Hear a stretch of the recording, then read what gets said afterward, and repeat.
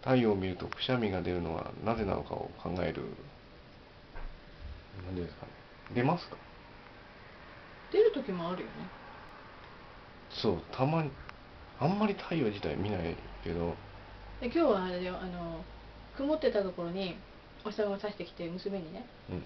2歳児スタッフにね、ほらお日様出てるよって言って、うん。どこってクシュ、ほらあそこだよってもう一回見てクシュ、うん。やってたからね。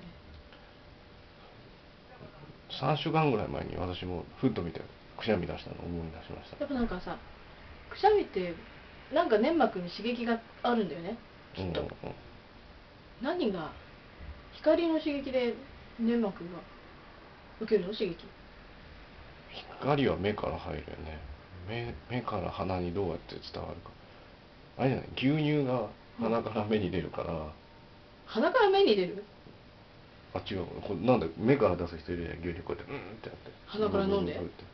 鼻からもいるじゃない。つながってはいるのかな、じゃでもそれ刺激と関係あるの？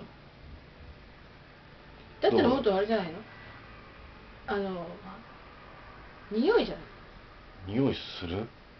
ほらお日様の匂いとか言ってんじあ、レノアとか今出てるけどくしゃみしてしょうがないじゃん、お日様の匂いじゃない。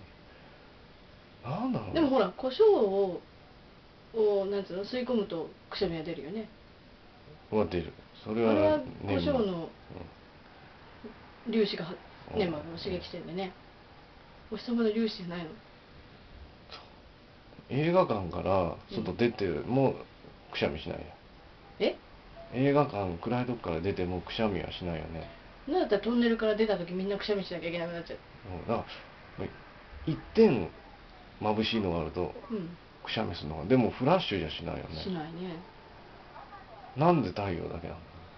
上を見るからかな。上を見るとなんかこう鼻に風がこう入ってきてかな。それを。でも夕日じゃくしゃみしないね。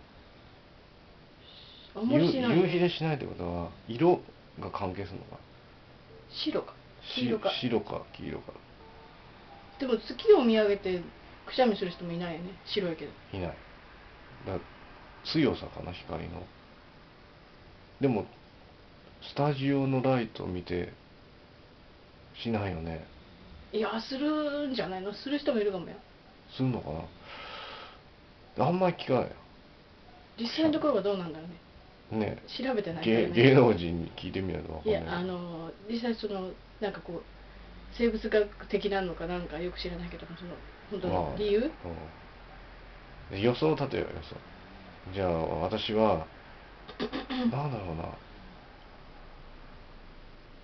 多分強くて一点の光が急に入ると脳が混乱してくしゃみをするんじゃないかな。でもなんで混乱するかって言ったら、やっぱくしゃみするとこと明るさを感じるところが近いところにあるのかもしれない。そういう予想。大人の予想。じゃあ私はね、やっぱりどっかに刺激があるんだよね。うん。くしゃみをして、違う、くしゃみをする時ってほら、なんかほら異物を出したりさ、する必要があるわけじゃん。うん。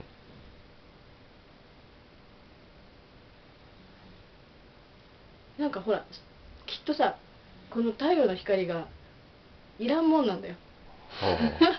違うな、違うな。やっぱ光刺激なんだろうね。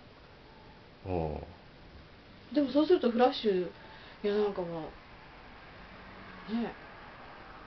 桁外れに強いのかな、太陽って。いやだって今日の太陽なんかは本当雲の合間からの木漏れ日ってじゃないな、漏れてくる光だとか弱かったんだよ。